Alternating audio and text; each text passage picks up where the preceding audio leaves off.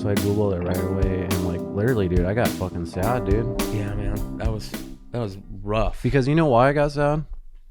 Because I don't know why, but for some reason I knew it was drugs. At the age of 50 in a hotel room, like all those things. Perfect it was just condition. yeah.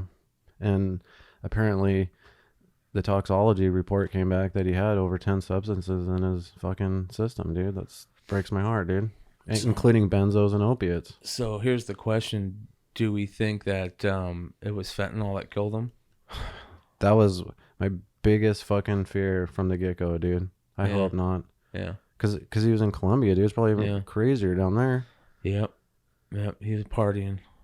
Yeah, man, that sucks. And then, like, he's actually an ex-addict, too. Yeah. So, I don't know if it was, like, maybe he's just partying, did some bad shit, or did he actually fucking relapse, you know? Yeah.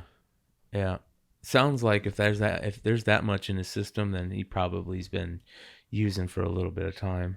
That would be my guess. Because at 50 years old, dude, it's not like necessarily, I'm not saying if at 50 you can't have a heart attack, but he's just in phenomenal shape, dude. Fucking to play drums like that for like, they do like 2-3 hour shows. Yeah. And he's just fucking shredding on the drums. Yeah. I mean, I'm not even honestly the biggest Foo Fighter fan. Yeah, same with me. It was just like, fuck. Yeah. One of those, goddamn. Well, the thing that was sad, that was when I saw it was really sad, was seeing them come back, and when they landed and they were all hugging each other and talking, and you're just like, man, what a shitty fucking thing to wake up to, man. You know what I mean?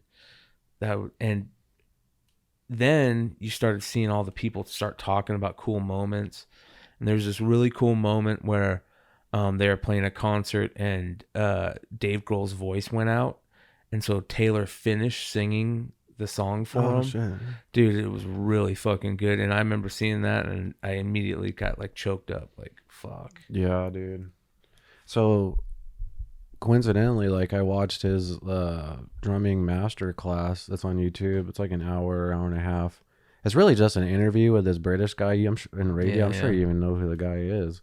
And he's just sitting behind a drum set and just talking about growing up playing the drums. And because Jordan got me that V drum set, so I've just been going on this deep dive trying to learn.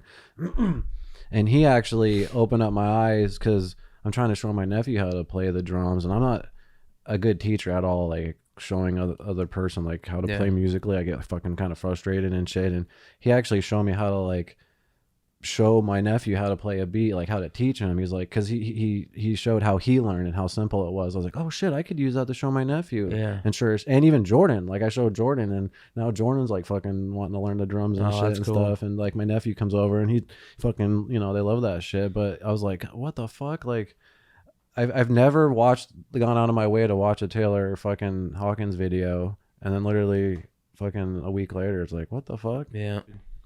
You could tell he was respected in all genres of music, because there were so many musicians that were tweeting about it or just making comments about it that never even expected. I was like, what the fuck? Yeah. Well, he started with Alanis Morissette. Yeah. I remember seeing those. I watched a really weird thing about her on YouTube one time, just in a deep weird hole, and it had him in it. It was really weird. Like that whole first couple of years of her blowing up, he was the drummer. When he got that opportunity, she actually encouraged him to go. Like, yeah, just, you know, I know you'll be happy you're there, and I think that's kind of cool, you know. Yeah. But I mean, what a gig, and the pressure that he must have felt at first and all that shit, like filling in for Dave Grohl, especially like with that backstory of everything with, you know, them firing or the drummer quitting because Dave Grohl pretty much was going to redo the drums on that second album and shit. And he did. Yeah, he did redo the drums. Yeah. And so, yeah, fuck, man, that sucks. Yeah. 50 years old. And he OD'd a couple of times when he was first in the Foo Fighters, right? I know he did 4 years into the band. Yeah. I think he joined in like 96 or 7 and then OD'd in 2001. I saw the Foo Fighters twice. I saw them, I think probably their 3rd, 4th, or 5th show they ever did, because it was their very first tour at the Electric Ballroom. Because I was actually a Foo Fighter fan in the very beginning, but more I was just a Nirvana fan, Yeah. you know, trying to find a, like, kind of hold on to something in a way, you know what I mean? Yeah. And that first album, I still fucking think that first song's bad as fuck Yeah. on the very first album, you know what I Yeah. mean? But yeah, I saw him at the Electric Ballroom when I was like 15 with a buddy, Nick, and his dad had to take us because we couldn't even get in there and shit. We had to have a chaperone and shit.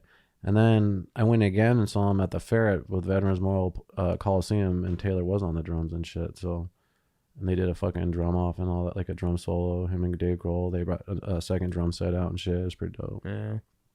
Sad, man. It sucks. It really sucks. It just reminds you of how human everybody is.